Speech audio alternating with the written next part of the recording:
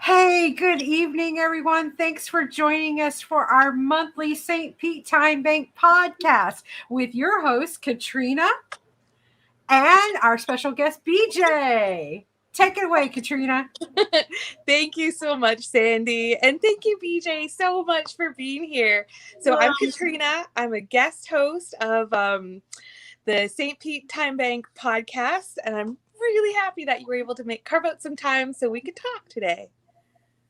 And I'm BJ Andryusky, the founder and former chair of St. Pete Timebank, and I'm excited to be here. A little nervous. I can't believe I'm nervous after 5 years of doing this thing, but excited to share my story, what, why, when, where, how, whatever I get asked. So looking forward to sharing my story with you guys. Yeah, thank you so much, BJ. I totally understand being nervous. I get a little nervous too, but I suggest that we just hang out, just a couple of friends, and share Timebank stories, if that's okay with you. Awesome. Well, actually, to kick things off, can you tell us a little bit about you? Like, who are you? What's important to you? That's a loaded question. What's important to me lately, like the message that's coming along lately, is really being in the moment, like right here, right now. Because as you know, we're getting ready to travel around the United States. There's been a bunch of stuff happening in the past few days that's not like I thought it was going to be. So like just learning to go with the flow. I'm a type A personality. I want everything planned. I want to do a good job. I want to be, I want to be right. I mean, that's terrible, but it's a part of who I am. But this week has been showing me you just need to go with the flow, even if the flow don't go. Important lesson. Yeah, you recently retired. What's that? You recently retired, right? Well, I've been retired since I was like 57, I think. So or just maybe even sooner. But I retired officially with Social Security at 62. But I started the Timebank, and that's not retired. Right. So I've been very busy with running and organizing and trying to build the Timebank since we started that in 2016. And just recently, with the changeover and Sandy Bigler taking over as chair, I've caught a whiff of what retirement's going to be like, and I kind of like it. Nice. Yeah.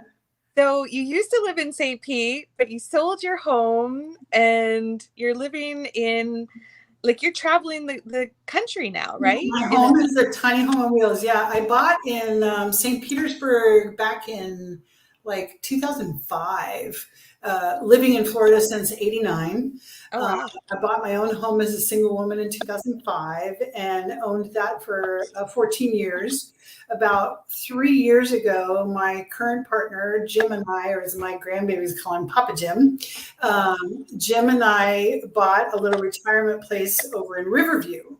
And then I've always had roommates because I worked in corporate America. I worked as my last job was a regional manager. So I was in, Daytona and Melbourne and Jacksonville and all over the place. So I always had roommates because I didn't want to leave my home empty. And so about December of 2019, there was a few things that happened, and I just made a decision to sell the house. And then, of course, what happened next? A pandemic, right? So right about the time they were saying that there was going to be a lockdown and we're not supposed to be on the roads and this, that, and the other, I was actually kind of living part-time over in Riverview and part-time at the house. And I got tired of that back and forth and said I was going to sell it. And the house sold we closed in May of 2020. And there was actually a fun little bidding war on it.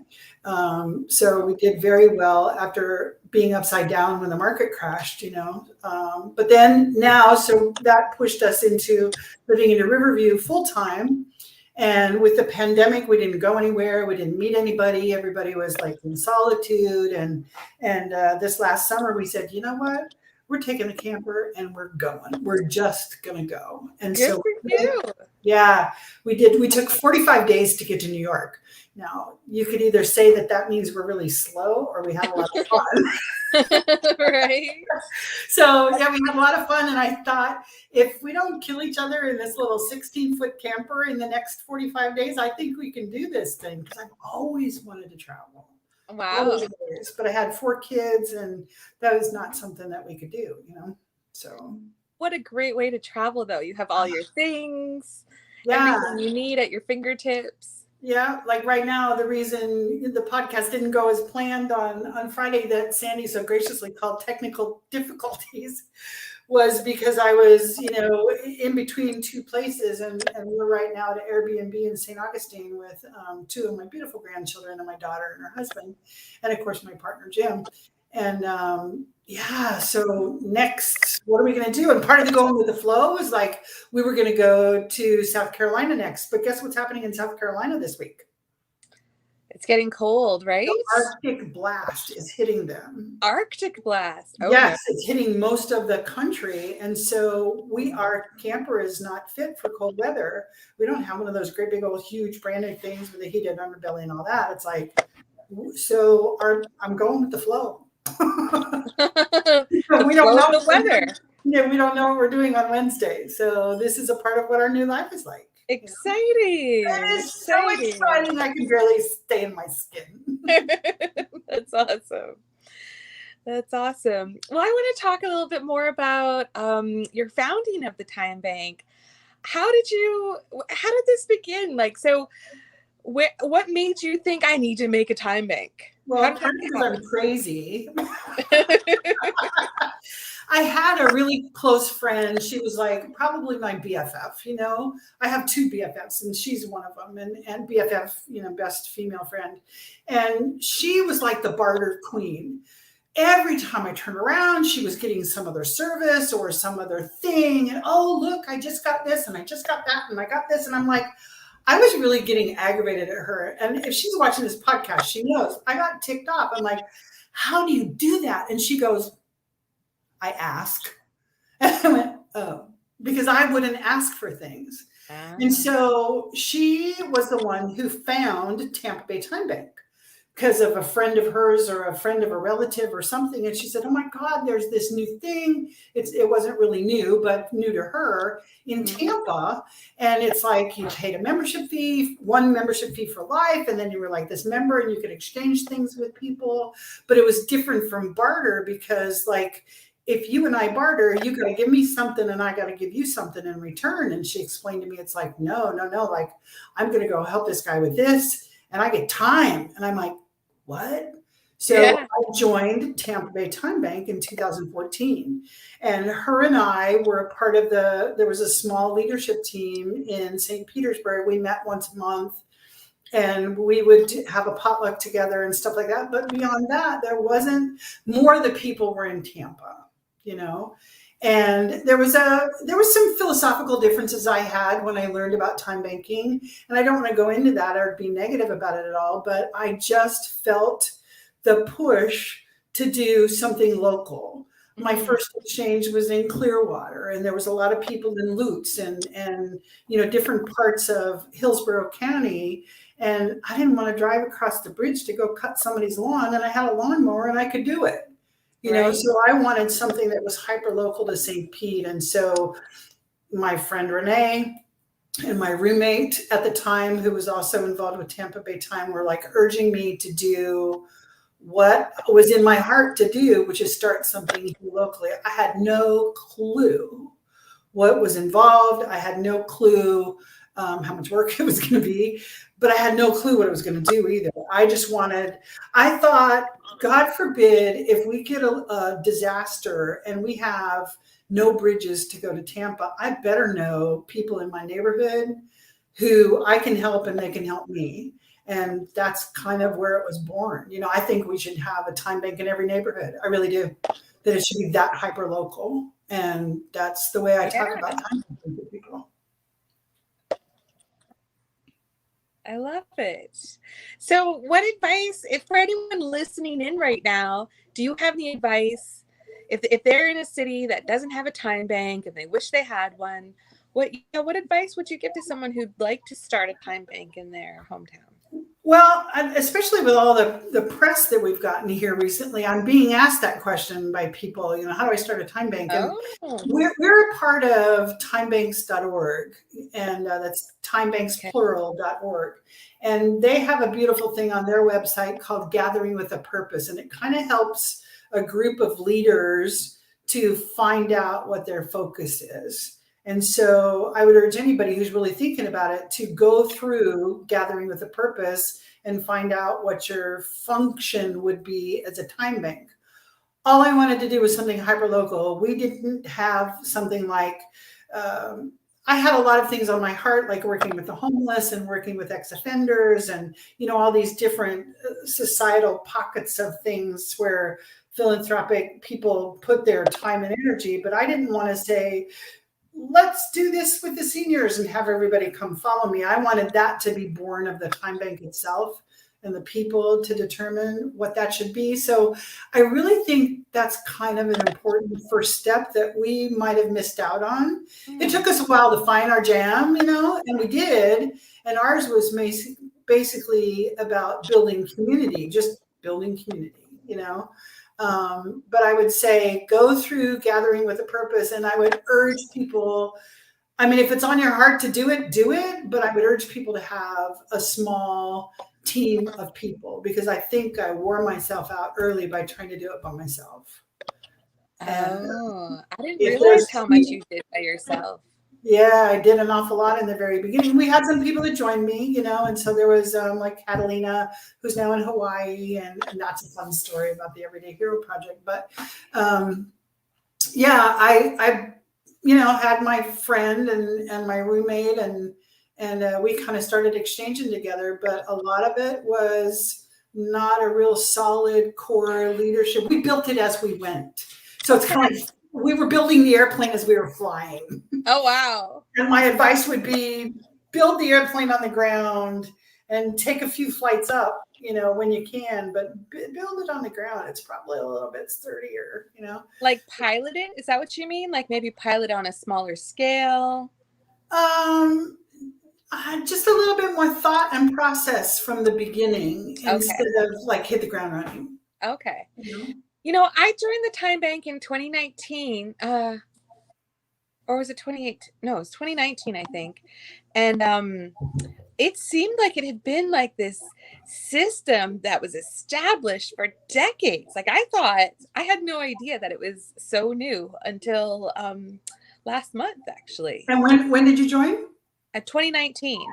Okay, so in 2019, late 2019, we got a capacity building grant from the Foundation for a Healthy St. Petersburg. So we were really working on the business of what the time bank is. And I don't know when you came in during that point, but the people that were helping me, that were on the board, even though we weren't official at that point, always had ideas on how to make things run. And I had learned early on from one of my mentors in Kent, Ohio, Abby Greer, like we should have an orientation. And so everybody should be on the same page. And so we all have the same idea of what time banking is and what time banking isn't, because a lot of people come in and think it's barter.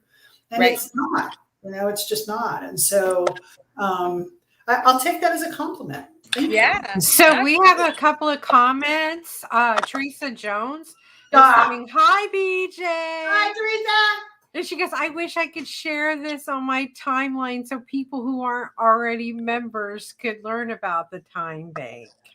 So I think you can go to, if you want to share, Teresa, about the time bank, Bay Dunes 9, go to there and grab that link and share it. And that way, that helps us if you can't do it from the public page and share this information from the St. Pete Time Bank public page on Facebook, okay? And then I think Claudia was saying hi to you. Claudia is one of our new members, right? New member. Yes. And also, Sandy, this will be available for sharing after the live broadcast as well, right?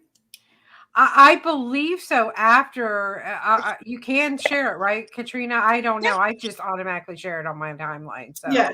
Yeah, Okay. absolutely. I shared it from the Facebook, not the Facebook link, the YouTube link, but because it posts to Facebook and YouTube and somewhere else. Where else does this podcast post to, Sandy? So it posts to my own personal page, and it also which is Sandy Bigler. If you want to friend me, go ahead, and you can see all kinds of exciting, uplifting information there. And it also posts to the St. Pete Timebank public page. We have a private group for members only and the public page. Right. And Teresa, I promise you, I will make sure that you get your own link. We'll get you taken care of. Awesome. I love it. There's lots of that happening in the time bank, I find. Lots of taking care of people. It's a really nice it's thing. kind of like who we are, those neighborly favors, those things. And that's the part that I love about the time bank in general, is that it values the stuff that cash doesn't. I mean, yeah, occasionally will I get something done that I would have to pay money for? Yeah, that happens on occasion, but more often it's like, I'm just caring for my neighbors. I'm just loving on my community. Yeah, you can't buy a community. You can't buy a friend. I mean, you can't buy a community or a friend. It's not the same thing. No, I've met so many wonderful people through the time bank. That's been wonderful.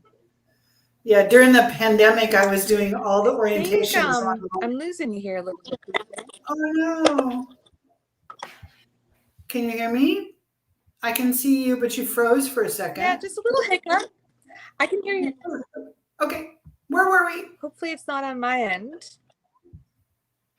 Or it looks like you were freezing. We'll get through it. Yeah, no problem.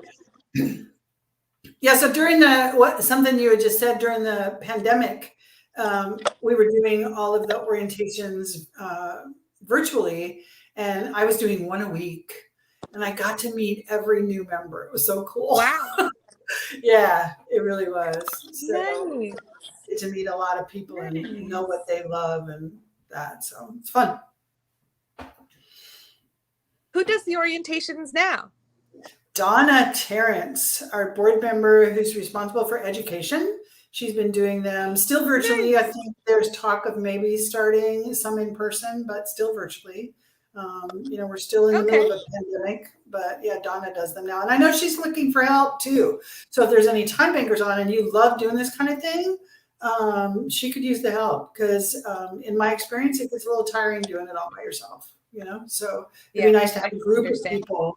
Yeah, a group of people to do it. Hey, BJ, while you're talking about what we need help with, why don't you tell all of the help that we need, please? Oh, well, we have different action groups in our time bank. We have one for, now I got to remember. We have one for education. We have one for finance. We have one for members. We have one for organizational members. We have one for social activities, and we have one for youth. And so the way that we put this whole thing together is there would be somebody in charge of each one of those action groups, and they would go do their thing. Like the social group would go, once we can get to the point where we can have potlucks, it'd be like, we're having a potluck, or we're going to movies in the park, or let's go bowling, or whatever. And they would do everything and then put it out to the membership. The finance group would be underneath somebody who's heading it up, and they would be looking for grants and finding out different ways to get, residual income into the time bank, so that we don't have to depend on membership fees, because that was one of the things I thought that we shouldn't have, and that may change. But the finance action group would be responsible for that. A membership action group would be just getting members involved, like calling up new members and saying, hey, I saw you as a new member, and like, I read your profile and it's really cool that you like to do this, and how about we do an exchange? And so if we could get a group of people that did that, that would be like, to me, just like the cat's meow of time banking, Is that because people hesitate when they first join the time bank? I think so. Yeah, just like somebody we were talking to the other day on the phone hesitated, with putting something out there because they're unsure. Is it okay? How many time credits do I charge people? How do I do this? How do I do that? And I know when I walk into a room of people, I mean, this is cool because I know you, Katrina, and I know Sandy. I'm like, I'm just talking to my buds here. But when I walk into a room, I'm like, what am I who am I going to talk to? No, they're talking to somebody, so I'm a little bit socially shy or awkward. And so if we had somebody that could make that process smoother, that was in, working with membership engagement. Concierge. Right. And we have a huge need for people to work with organizations, because in some time banks, and the successful time banks, they have, I wish I could remember the name of the time bank, but they have nonprofits who are members, and those nonprofits offer the time bank to their volunteers, because that typical volunteering that people do is getting paid. Now, it's not paid in federal dollars, and it's not really paid, but they're recording the work that they're doing, and they're getting credit for the work that they're doing, and then they can take those credits and get some of their needs met. So that's huge, and we just really haven't had anybody in charge of that. We've been working with the board of 4 for quite a few years, and it's a lot of work for 4 people to do. I can imagine. Yeah. I can imagine.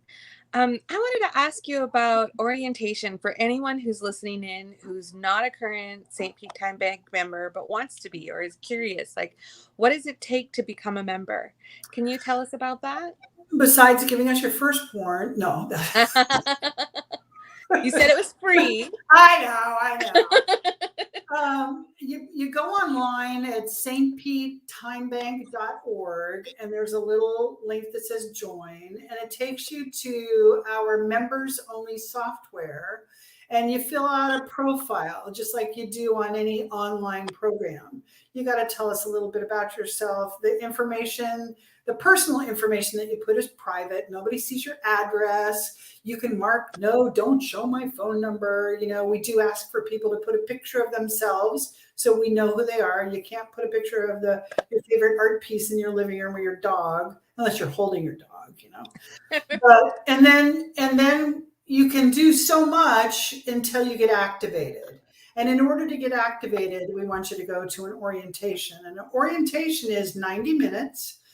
And it starts in the beginning and tells you a little bit of the history of St. Pete Time Bank and time banking, the differences between this and barter, and why we don't do this and we do this, and then a walk through the software.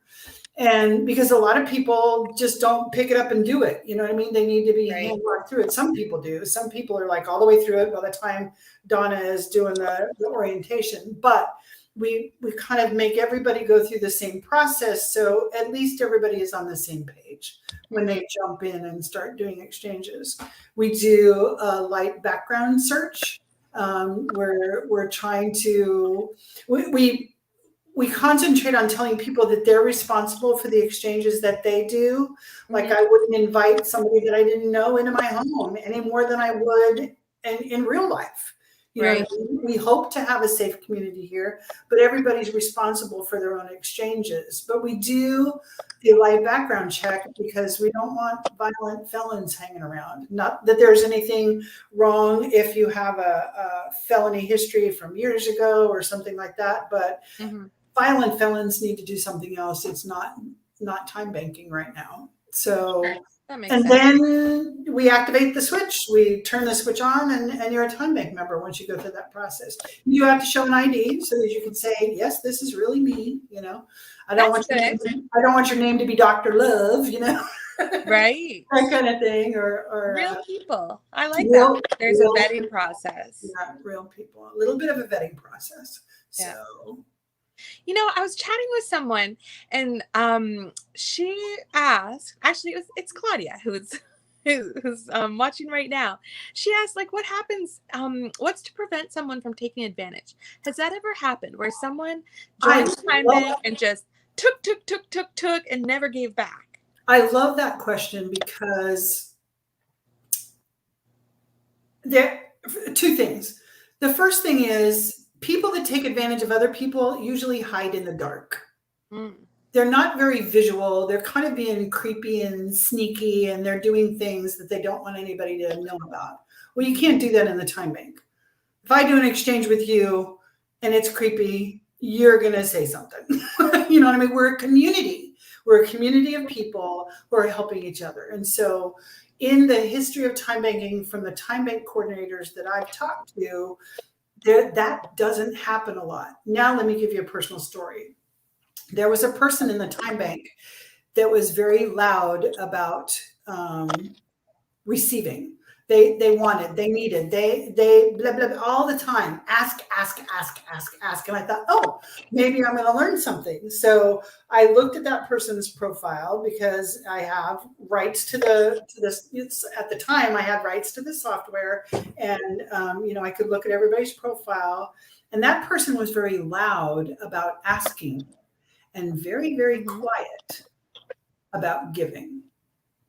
So that taught me a lesson, because not everybody speaks as loud when they give as when they receive, or receive as when they give.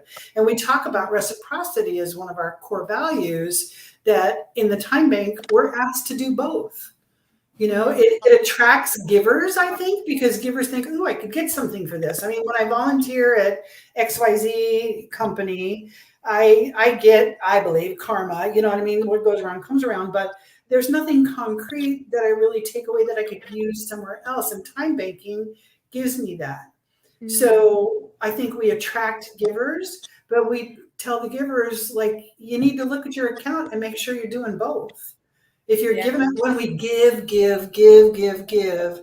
it's a one-way flow of resources is not always sustainable. And I learned that from a time bank in Los Angeles or Long Beach, California.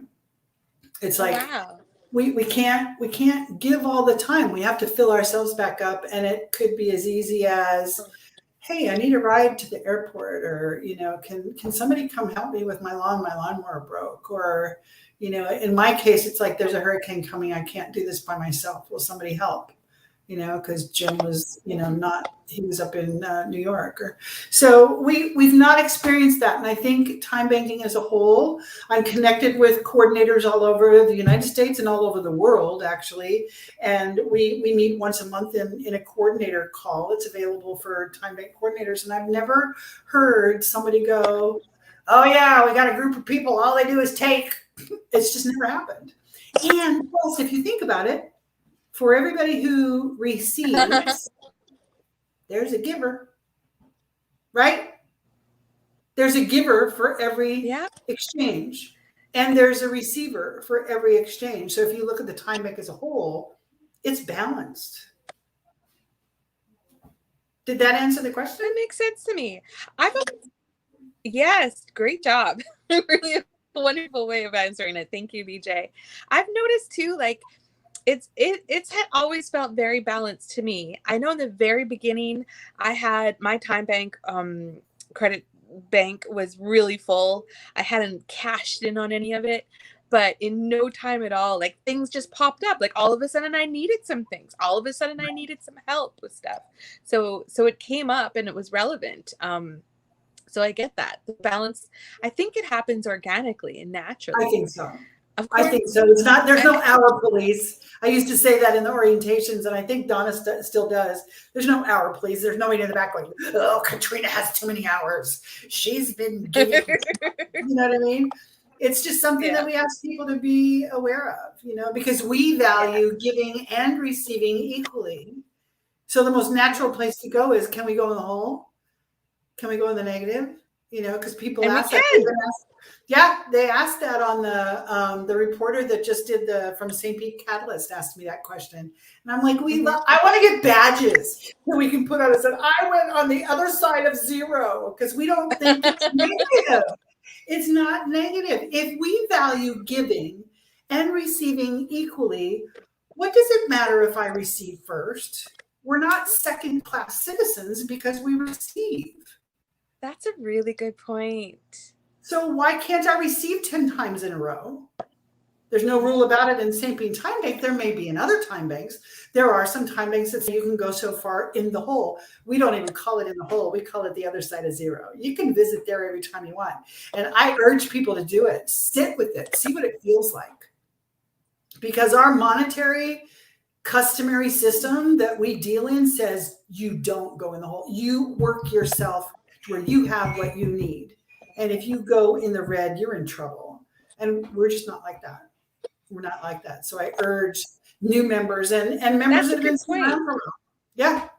Yeah. Go in the other side of zero. See what it feels like. And that's a really good point. So it's time credits. Oh, sorry, I didn't mean to cut you off. No, you're freezing a little bit. So time credits aren't the same as money. No. And I think it's me. Yeah, I'm sorry about that.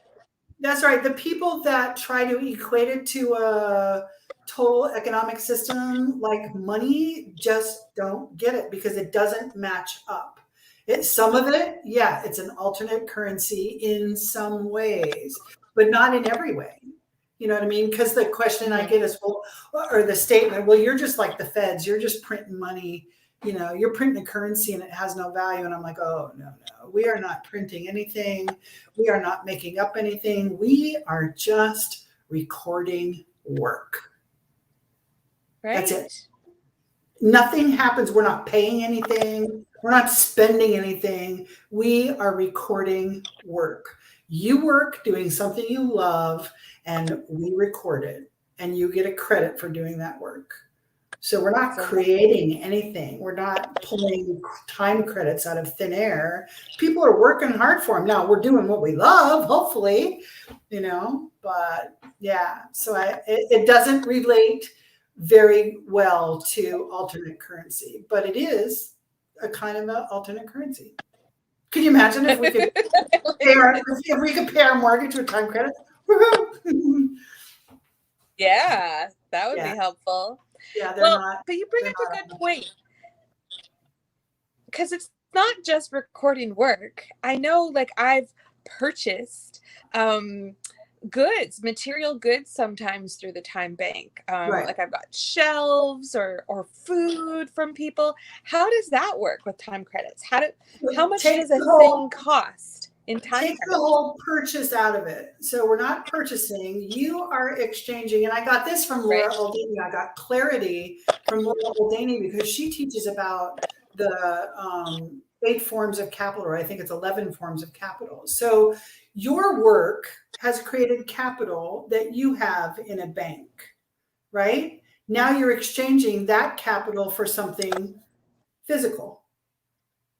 So you're not really buying it. There is no contract that's created. Like when I walk into a store, there's a contract between somebody who's selling something and somebody who's buying something.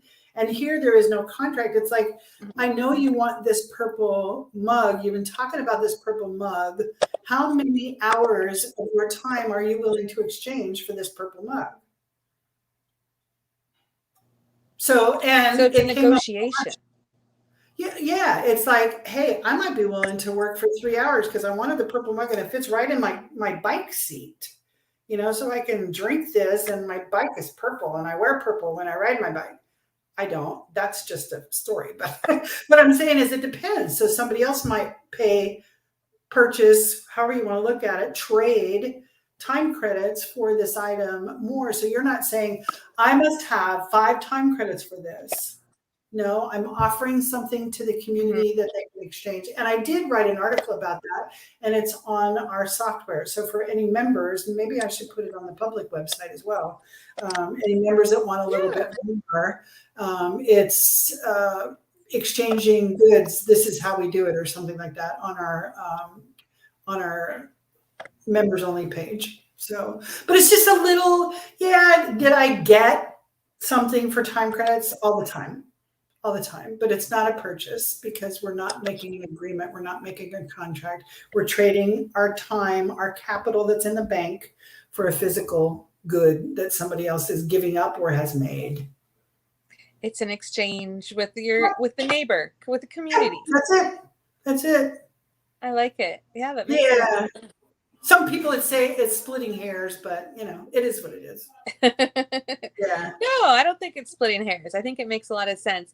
And I think it still differs from bartering, even though there's material goods, because you're not getting something back directly from that same person. Right. It's going into the big bucket of goods, of time credits.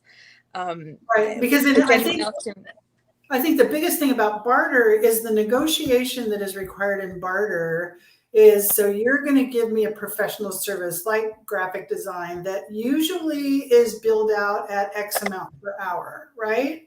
Mm-hmm. Well, I don't have a professional service. So you got to figure out how much vegan cooking I'm going to do for you, right? And so vegan cooking or cooking soup or whatever really doesn't have a market value. And maybe that's not a great example, but if I'm going to give you a service back in barter that doesn't have a value in our economy, how many hours of that do I have to do for your professional service?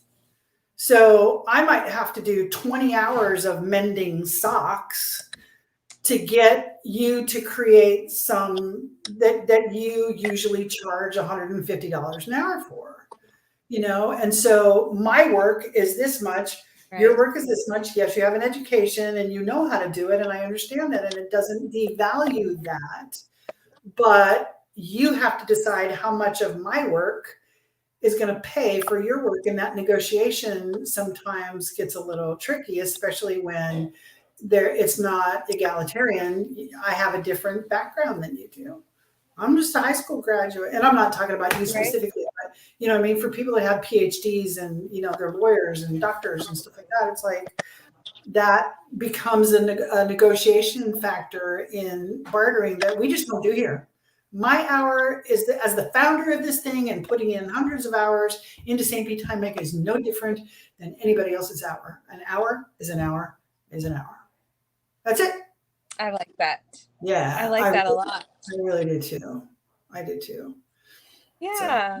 So, and plus, barter is taxable by the United States government. Right. Neighborly favors are not.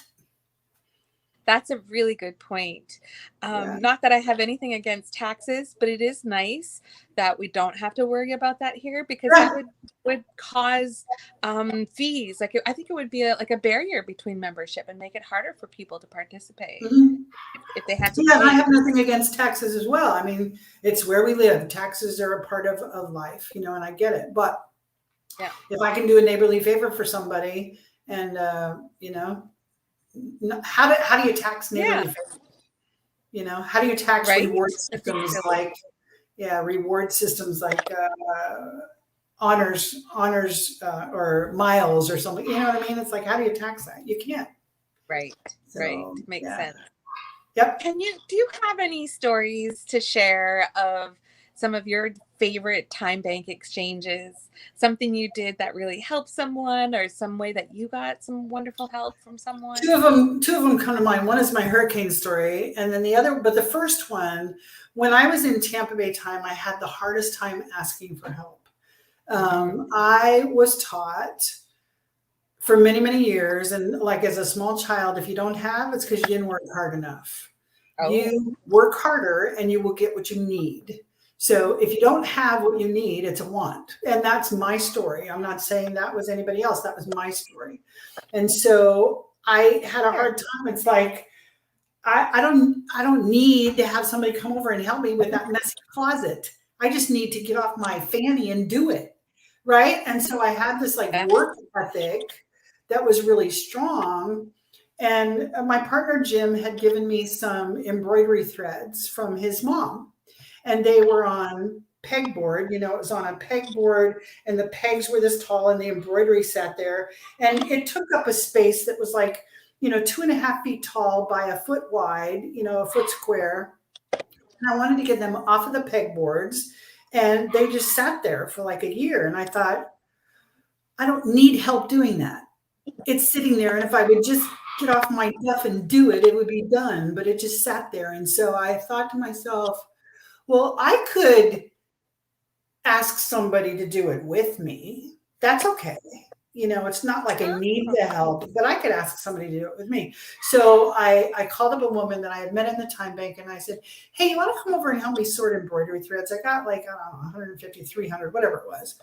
And so she came over, I dumped all of them out on the table, and I had these little boxes, and I wanted like the blue and greens in this one, and the yellow and browns in this one, and, the reds and oranges in this one. And it was all done in like 15 minutes. Oh, wow. And what really happened was, I sat down and had coffee with somebody, and I got a friend. Aww. And I told the story over and over again, because the work, we redefine work, right? One of our core values, we redefine what work really is. Like, how important is sorting embroidery threads? Well, in my life, I have a lifelong friend, and she's probably either watching or going to watch this podcast, and she's going to cry. She is like, she went to Atlanta to visit her family one Thanksgiving and fell and sustained traumatic brain injury. And it was all I could do to like get up as soon as I could and go visit her in Atlanta, because, she's a friend. And so that's what the time bank gives me when I'm willing to ask for help. Is it going to happen to everybody on the first exchange? No. I might have done that exchange and somebody else would have been there, and it might not have turned out that way, but that's what happened. Mm-hmm. The second story is Hurricane Irma. My partner was up north, and we were looking at Irma, and it was serious. It's like, oh my God, the new roof on my house, they were projecting a Cat 5, and I was scared.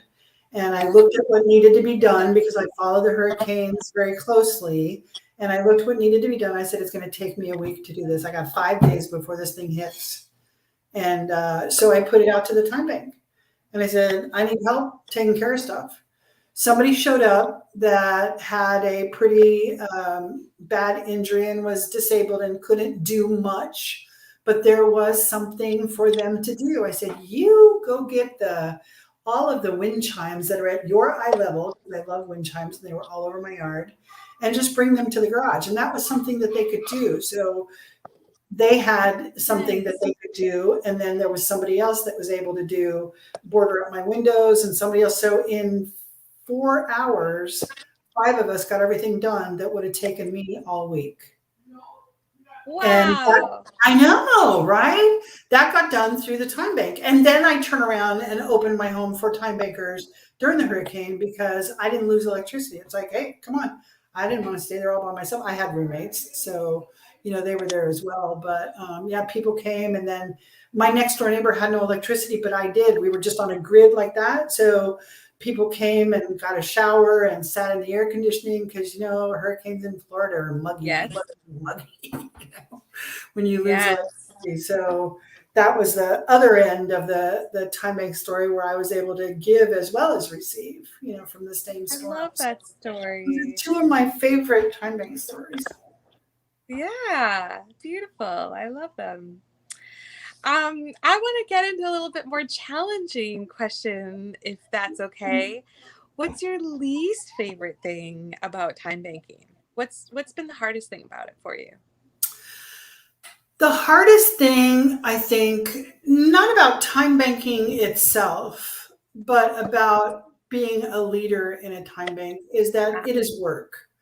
Yeah. This is a business. I mean, yes, you can start one in your backyard, and you can just not be an organization and not file with the state, and you can be grassroots, and that is a little different than what we did from the path that we took.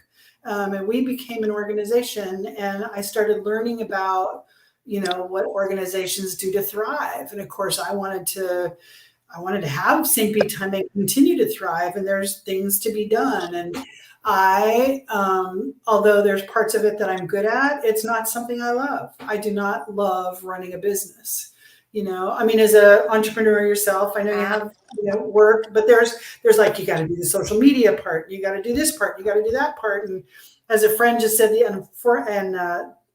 time banker just said to me the other day, it's like, I don't want to put stickers on products. You know what I mean? So there's a lot of work to be done. And that part was not necessarily fun. So, but the good part about that is, because I put it out there, that we needed somebody else to do this, because I had said, my mentor in Ohio said, I'm going to do this for 10 years. As soon as I heard 10 years out of her mouth, I'm like, oh, I'm not doing it for 10 years.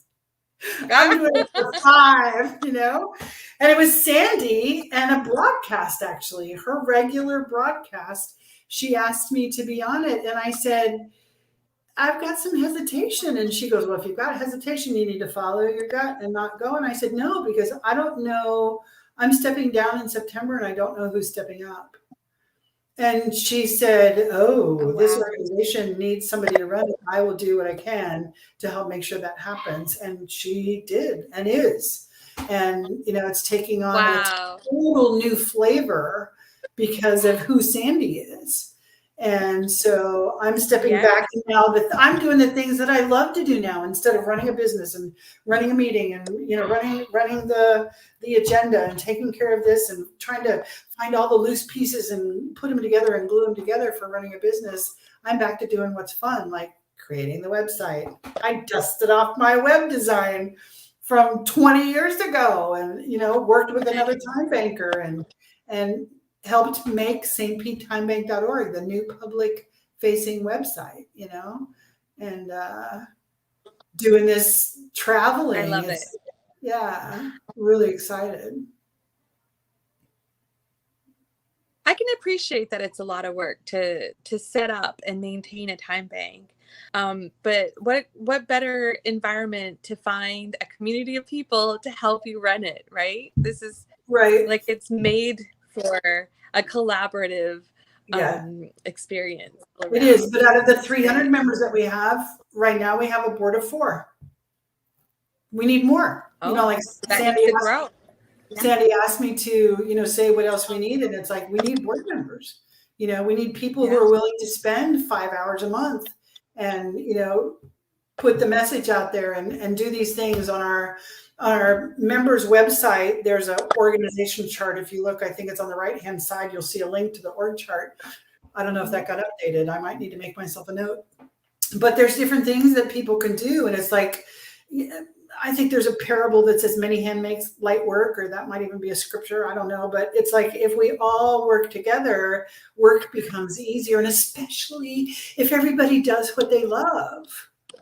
If there's somebody that loves finance, if there's somebody that loves social media marketing, if there's somebody that loves, member activity, then come help us be a part of the puzzle that makes this thing, or a cog in the wheel, I don't know, a spoke in the wheel, to make the tire strong, so that the vehicle of St. Pete Time Bank can work with less effort. That's awesome. I love it. And I recently learned that the St. Pete Time Bank, of all of the time banks in the world, is the most active time bank. Is that not right? The most? No. And I've seen that in a few places. We are one of the most active ones. We've slowed down a little bit. During the pandemic, we were actually exchanging average of 11 hours a day during the pandemic. I remember when we first started, and it was me and my friend and my roommate, and it's like, we would do 3 or 4 exchanges in a week, and we had 3 members, and then watching it grow to 10 members and 20 members and 50 members. And again, I've looked very hard and with love towards Abby Greer in Ohio, because she's been my main mentor. And I watch them do 8 and 10 hours a day. And I'm like, how do they do that?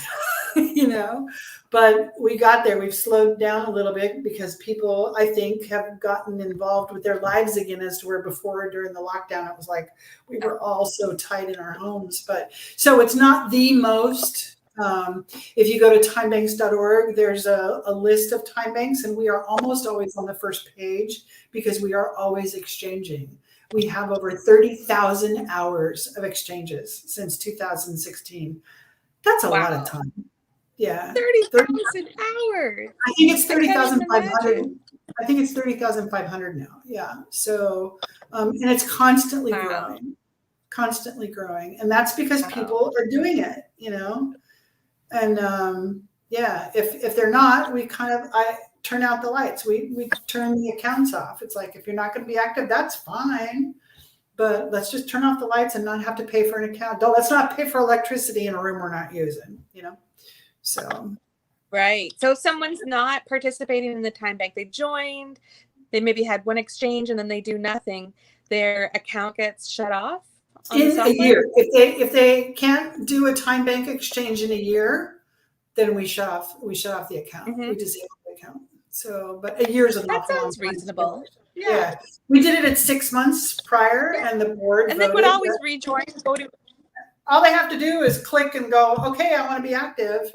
And as long as there's no major changes in what we've done, like if they were background, well, we've done background checks on anybody, but everybody. But if they were, we made a new rule that says you must wear purple on Thursdays, whatever, then we would have to let them know that that's the new rule, because it happened when they were inactive. Right. So just a simple, let's catch you up. And, maybe there's a new software thing or something you need to learn and we'll catch you up on it. But basically it's just putting a little text to that time bank number and then we activate.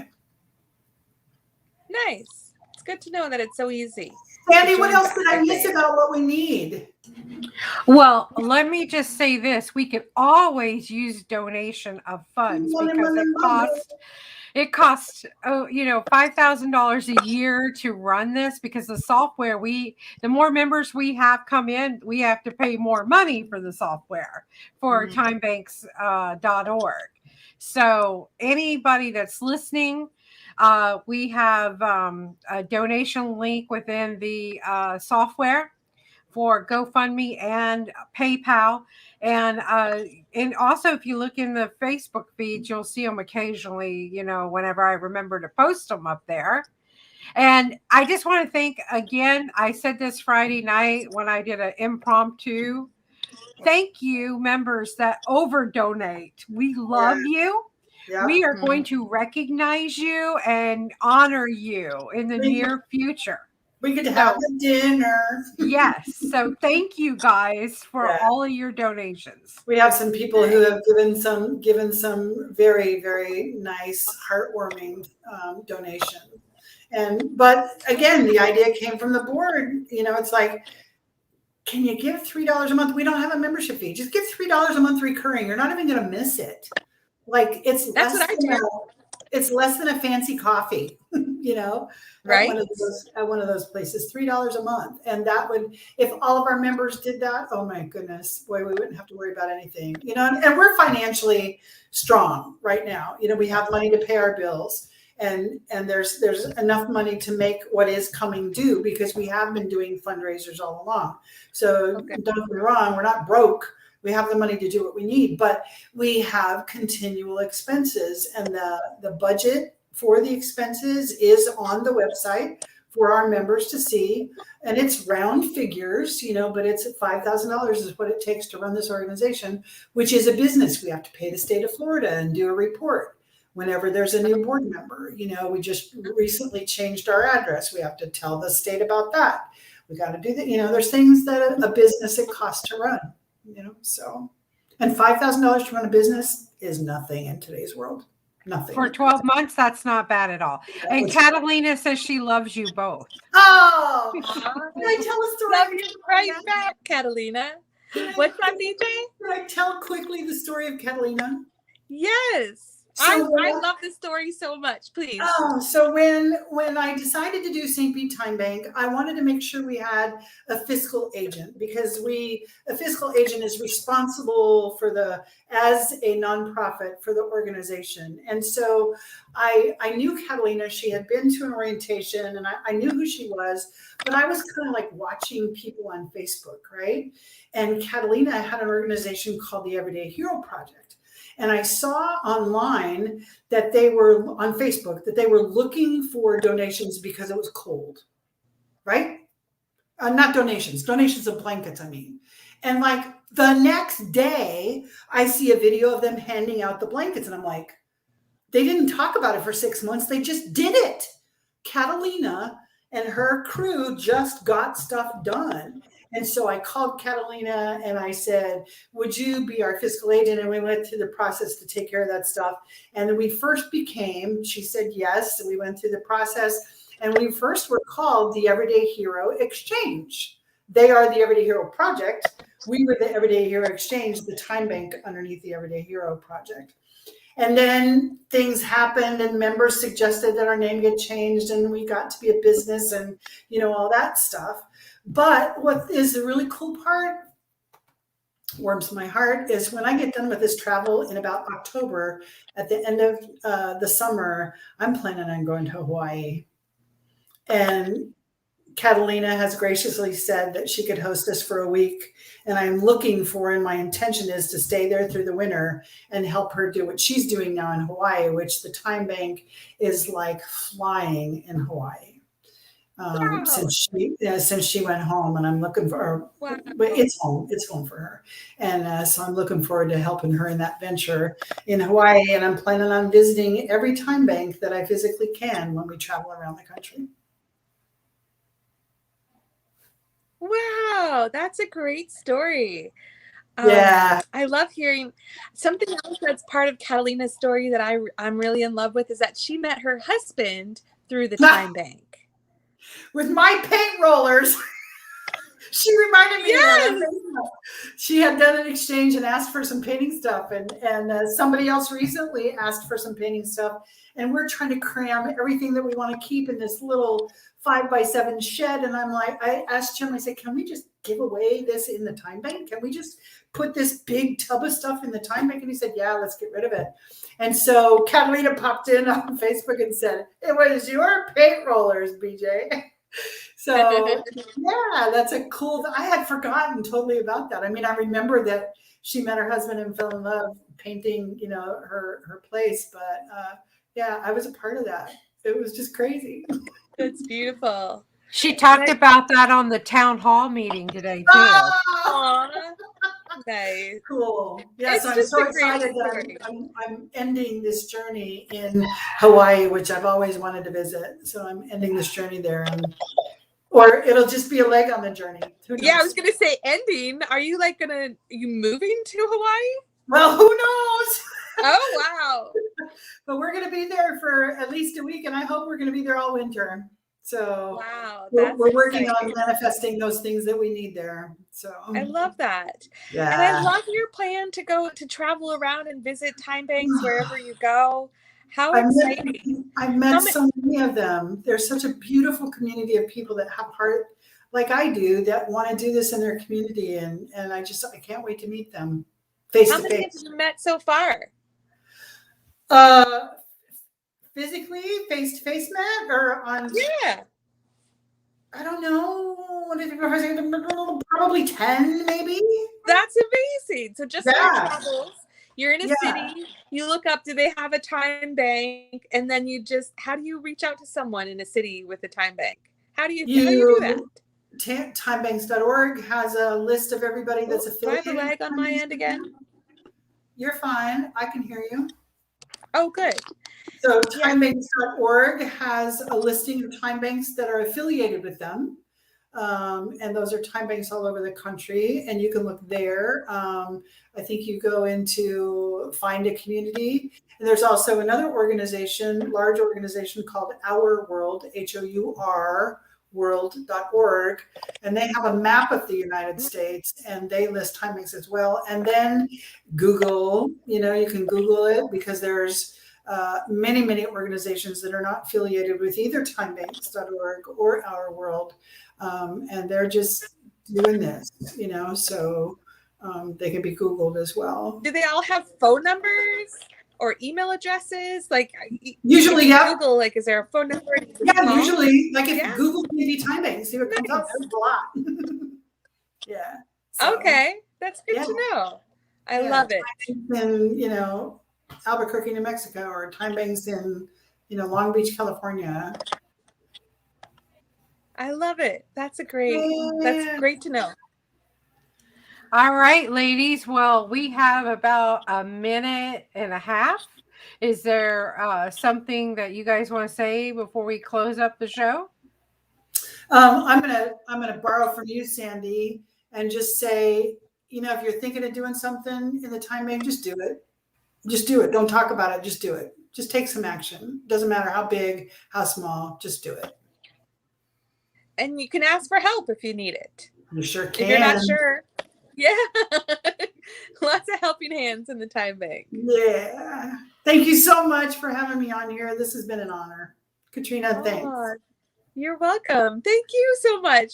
It's been really fun hosting my first podcast. Thank you both, BJ and Sandy, for convincing me to give this a try. It's been a lot of fun. I'm going to do a blog. If people want to follow, I'll have that out pretty soon. I'm going to blog my journey. I love hearing your stories. I'd love to see your blog. That sounds amazing. I can't wait. All right. Well, you two, thank you so much. Katrina, you did a fabulous job. I love your animation and your enthusiasm with this. And BJ, I love you. You're always your energy is just amazing. So everybody, this is our monthly podcast. We'll be back on next month in December. Katrina will be hosting again, and our guest will be Judith Turner. Have a great month, and thanks for joining us here at the St. Pete Time Bank Podcast.